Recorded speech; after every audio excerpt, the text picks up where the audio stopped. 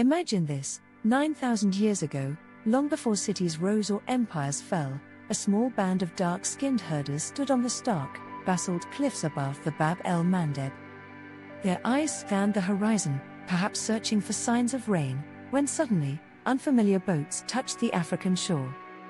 These weren't just any boats, they carried more than just people.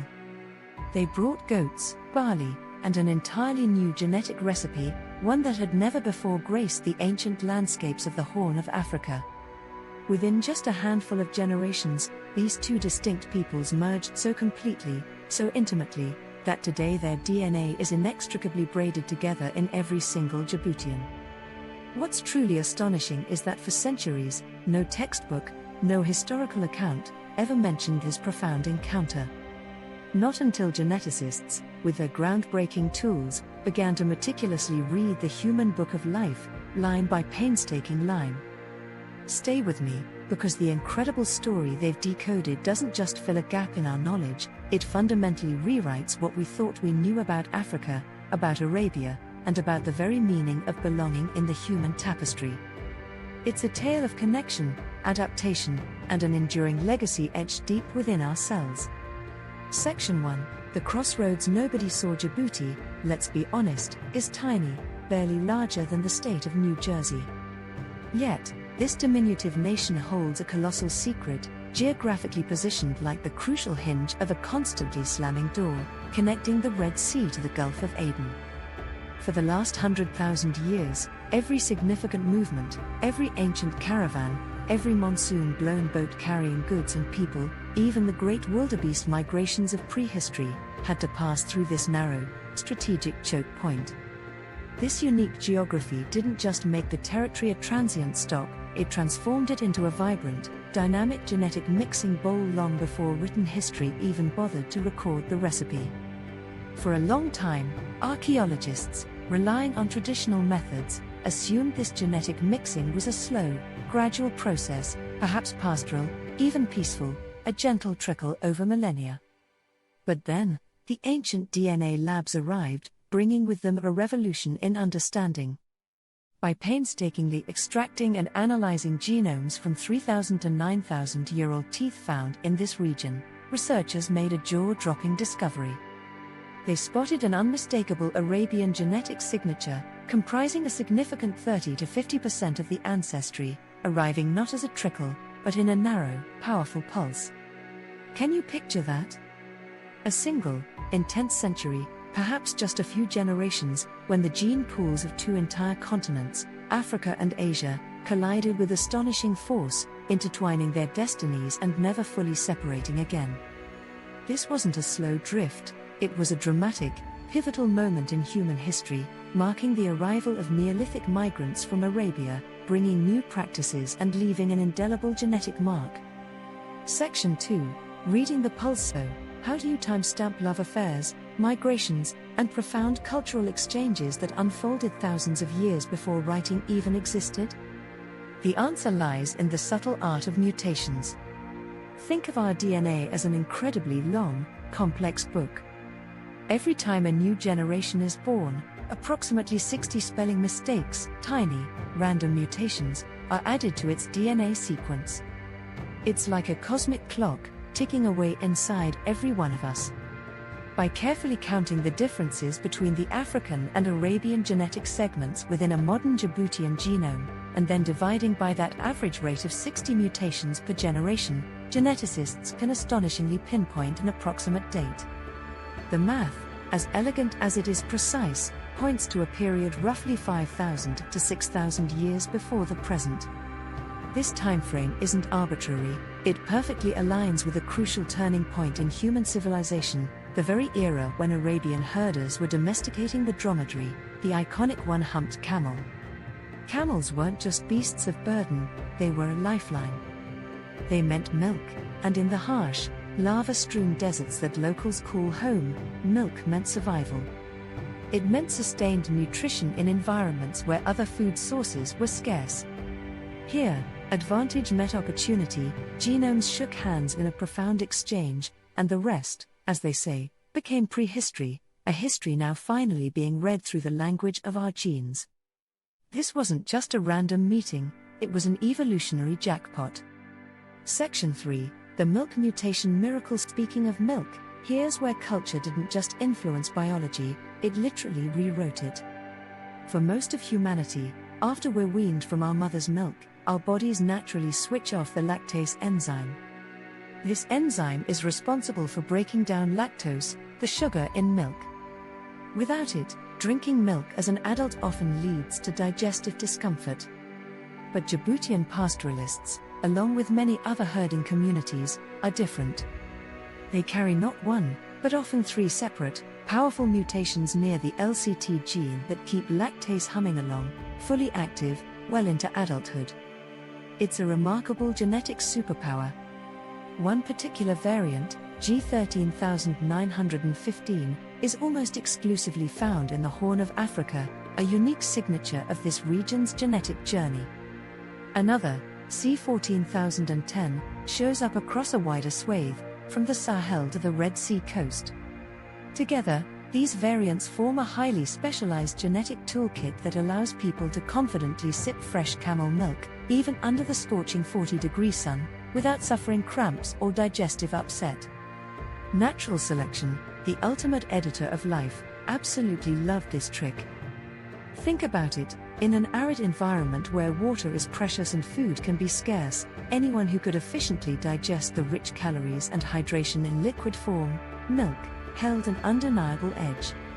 When the sparse grasses inevitably turned brown and withered, those with lactase persistence could rely on their herds for sustenance, giving them a monumental survival advantage. Over just 2 millennia, the proportion of the population with this lactase-persistent trait dramatically rose from a rarity to more than half. This is a classic, compelling example of gene-culture coevolution, where a cultural practice, milking animals and consuming their products, created the very selective pressure that cemented a beneficial genetic trait into the DNA of an entire people. It's a testament to how human ingenuity and environmental necessity can drive profound biological change, fundamentally altering our genetic makeup for generations to come. The ability to drink milk, fueled by these specific SNPs in the LCT gene and its enhancer MCM6, wasn't just a dietary preference, it was a cornerstone of survival and a defining feature of their pastoralist heritage. Section 4, Language as a Witness. Genetics, by its very nature, rarely shouts, it whispers through the intricate patterns of our chromosomes. But sometimes, those whispers echo with such clarity that they resonate across disciplines, even in the very grammar and vocabulary of a language. Consider the Ethio-Semitic languages, tongues like Afar, Saho, and certain varieties of Somali, which are spoken across the Horn of Africa. Linguists have long been intrigued by the presence of South Arabian loanwords embedded within these languages, words specifically related to vital pastoralist practices, terms for cattle, for the plough, and for irrigation systems. These linguistic borrowings have been dated to the same critical 3,000-year window that geneticists identified for significant admixture. For a long time, linguists puzzled over the direction of this borrowing. Did the words travel alone, or did the people who spoke them? Ancient DNA has now decisively answered that question. It proves that it wasn't just words that crossed the narrow strait, people did. This is where the story gets even more compelling. Chromosomes and consonants, seemingly disparate forms of data, tell precisely the same story. Migrants arrived, they married into the local communities, and together, they raised children who grew up speaking a fascinating Creole, a blend of African cliques and Arabian fricatives. These children, born of blended heritage and speaking a blended tongue, became the grandparents and great-grandparents of today's Djiboutians. Their language, like their DNA, is a living archive, a direct link to those ancient encounters, revealing a shared history that transcends simple geographical boundaries. It's a powerful reminder that culture, language, and biology are not isolated phenomena but deeply intertwined threads in the fabric of human experience. Section 5, The Myth of the Invasion. Old history textbooks, often written with a bias towards conflict and conquest, love to use the word invasion. They painted pictures of armies sweeping in, swords flashing, and entire populations being overturned and replaced. But Djibouti's genetic data tells a profoundly different, and arguably more human, story. There's no evidence of Y chromosome lineages, which are passed exclusively from father to son, being completely wiped out or replaced. Instead, what we see is a remarkable pattern of blending, of integration.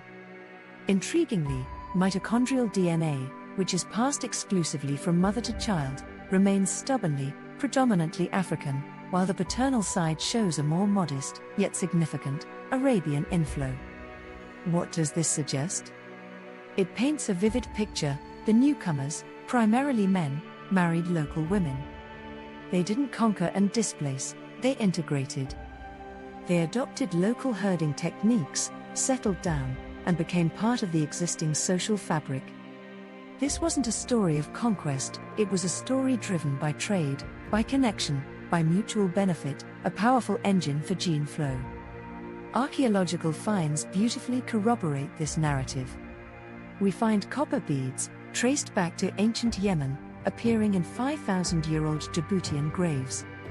Conversely, delicate ostrich eggshell bracelets, originating from the African interior, show up in burial mounds across the strait on the Arabian Peninsula. Goods walked across borders, people walked with them, fostering connections, and in time, babies followed, cementing those bonds. This intercontinental exchange wasn't just about goods, it was about ideas, technologies, and ultimately, about people finding common ground and building new lives together. Djibouti, then, stands as a testament to the power of peaceful interaction and cultural exchange in shaping human populations. Section 6, Surviving the Desert Garden Milk, as we've seen, was a crucial part of the survival equation in Djibouti's unforgiving environment. But it was only half the story. The other half, equally vital, was keeping your skin intact and healthy under the relentless bombardment of ultraviolet radiation from the desert sun. Djiboutians carry a truly unique cocktail of pigmentation variants, genes like SLC24A5, MFSD12, and OCA2. These aren't just random genetic quirks, they represent a finely tuned evolutionary adaptation. They lighten skin just enough to allow for efficient synthesis of vitamin D, which is essential for bone health and immune function, especially in regions with intense sun exposure. Yet, crucially, they retain deep melanin shields, providing robust protection against the DNA damage and skin cancer risks associated with such powerful UV rays. Evolution, in essence, precisely tuned the dial to the desert's demanding specifications, creating a perfect balance. This same sophisticated balancing act appears in their immune system. One particular HLA variant, responsible for immune recognition, is remarkably rare elsewhere in the world, yet it shows up in a significant 15% of Djiboutians. This isn't coincidence, it's highly probable that this specific variant helped their ancestors effectively beat off local parasites and diseases, providing a critical advantage in a challenging environment. Every generation, the harsh desert conducted a brutal, relentless quality control check on the gene pool. Only those with the most advantageous traits, those best suited to thrive, survived and passed on their genes. The diverse and resilient gene pool we observe in Djiboutians today isn't just a collection of random traits, it's the living warranty of those survivors, a testament to millennia of adaptation and natural selection in one of the planet's most demanding landscapes. Section 7, a modern mosaic. Walk down any bustling street in Djibouti city today, and you don't just see people, you can literally read the living mosaic of their 9,000-year history. Look closely, and you'll observe a stunning spectrum of physical traits: hair that ranges from tightly coiled afros to beautifully loose waves, skin tones that darken to a rich mahogany at the coast, reflecting centuries of interaction with the sea, and subtly lighten to a warm copper inland, adapting to different environmental pressures. Eyes can be deep, soulful brown or captivating hazel, each a subtle nod to the diverse genetic tapestry. All of it, every single variation, testifies to that profound, ancient conversation between continents. Consider two neighbors you might encounter: Amina, the resilient Afar goat herder, whose family has perhaps tended flocks for generations, and Omar, the astute Issa camel trader, whose ancestors navigated the desert trade routes. Their individual genomes tell a remarkable story. They might be, on average, 40% genetically identical with Saudi Bedouins, reflecting that powerful ancient Arabian pulse. Yet, simultaneously, they could be 60% identical with Nilotic herders from deeper within Africa, showcasing their enduring African roots.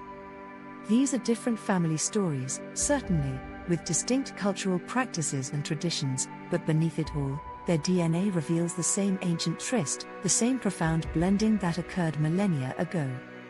It's a powerful illustration of Djibouti's dual ancestry, a living bridge between two worlds, where ancient lineages from Africa and early Eurasian contacts are intertwined, creating a unique and resilient population.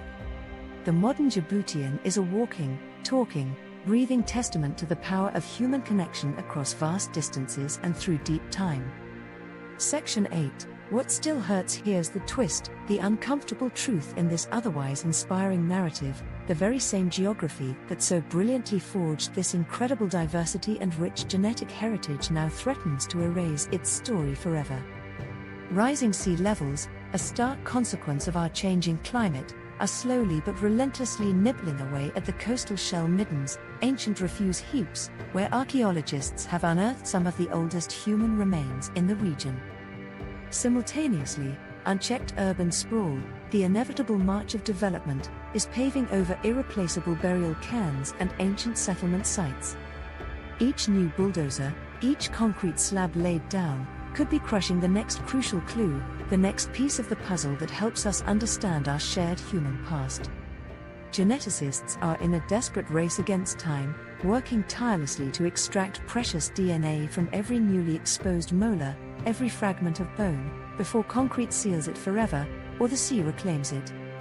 Their estimates are sobering: a staggering 80% of Djibouti's archaeological sites, vital repositories of human history, remain completely unsurveyed, undocumented, and unprotected.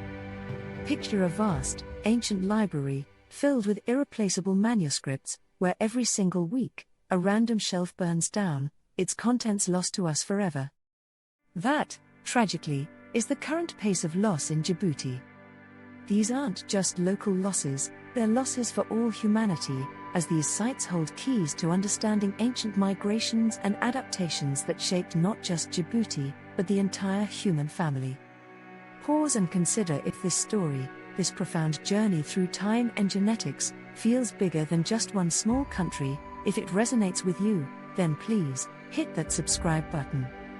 The Horn of Africa, this incredible cradle of humanity, still holds countless untold chapters that have the power to reshape our entire human narrative, and I'm committed to continuing to decode them with you. Want to dive even deeper into the specifics of lactase mutations, or explore the intricate science behind dating ancient ancestry through DNA? Check the links I've provided in the description below. Then, come back and tell me, which twist, which revelation, shocked you the most? Section 9. The future written in our cells. The story of Djibouti's genetics isn't just about the past, it's a living blueprint for the future. Climate models paint a stark picture. The Afar Triangle, the geological heart of Djibouti, is predicted to be a scorching 2 degrees Celsius hotter by 2050. For the pastoralists who call this region home, survival will hinge on every genetic edge they possess, traits like enhanced heat tolerance, superior water efficiency, and robust microbial resistance. The good news, if we can call it that, is that evolution doesn't stop. The same relentless selective pressures that favored the spread of lactase persistence thousands of years ago could very well boost the frequency of other crucial genes, traits we might barely notice today, but which will become vital tomorrow. Scientists are already detecting a subtle but significant rise in the copies of a specific kidney channel protein gene within Djiboutian populations. This protein plays a critical role in how the kidneys conserve water, a trait that will be invaluable in a hotter, drier world. In a century, Djiboutians may well become the textbook example of human adaptation to extreme heat, a living testament to the power of natural selection in real time. Their DNA will carry a powerful, urgent message for the entire planet. When the environment cracks its whip, genes either dance fast, adapting to the new rhythm, or they die out. It's a stark reminder that our biology is constantly in dialogue with our environment, and in Djibouti, that dialogue is particularly intense and relevant for global climate challenges. Section 10: Why the world should watch in an age where big tech companies eagerly mine our digital data for insights. Djibouti offers something far more profound. It mines the deep, ancient past of humanity itself. Each genome sequence there isn't just a biological sample, it's a time capsule, a living archive from before the construction of the Egyptian pyramids, before the stones of Stonehenge were raised, even before the invention of writing itself. Comparative studies have revealed that the same powerful Arabian genetic pulse that impacted Djibouti also reached Ethiopia, northern Kenya, and even isolated pockets of the Sahel. But critically, Djibouti preserves the sharpest, most distinct signal of this ancient encounter. Why? Because its harsh desert environment, its desert garden, paradoxically protected it from later, large-scale population waves that might have diluted or obscured this unique genetic signature elsewhere. To lose this genetic library, to allow these sites to be destroyed, is to lose the very index to a continent's memory, a crucial part of our shared human story. Yet, funding agencies often yawn at the prospect of supporting research in small, seemingly insignificant countries, and headlines tend to shrug, focusing on more immediate, dramatic events. This is a profound mistake. Every human alive today, regardless of their origin, carries a fragment of this story, an echo of an ancestor who herded, who sailed, who loved, and who survived at the very gates of Africa, at this incredible crossroads of human history. Their resilience, their adaptations, their blending of cultures and genes, holds lessons for us all. Conclusion: closing the loop. 9 millennia ago, on a volcanic shore kissed by two great seas, two distinct peoples met. One arrived with goats and boats, carrying the seeds of a new way of life. The other, indigenous to the land, knew every hidden waterhole among the ancient lava flows, every secret of survival in the arid landscape. They argued, they traded, they married, and crucially, they raised children who spoke both tongues, who carried both ancestries within their very beings.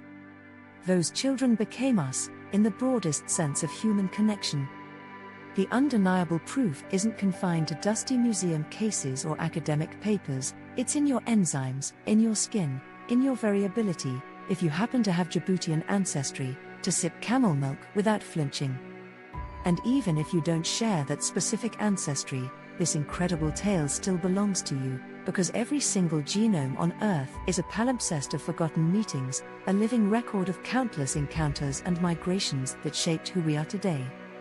The untold genetics of Djibouti is simply one of those vital chapters, a chapter we can finally read, thanks to the tireless work of geneticists and archaeologists. So, keep asking where you come from, keep digging into your own story. Because you never know, the answer you uncover might just be the one that rewrites someone else's future, inspiring a new understanding of our shared human past.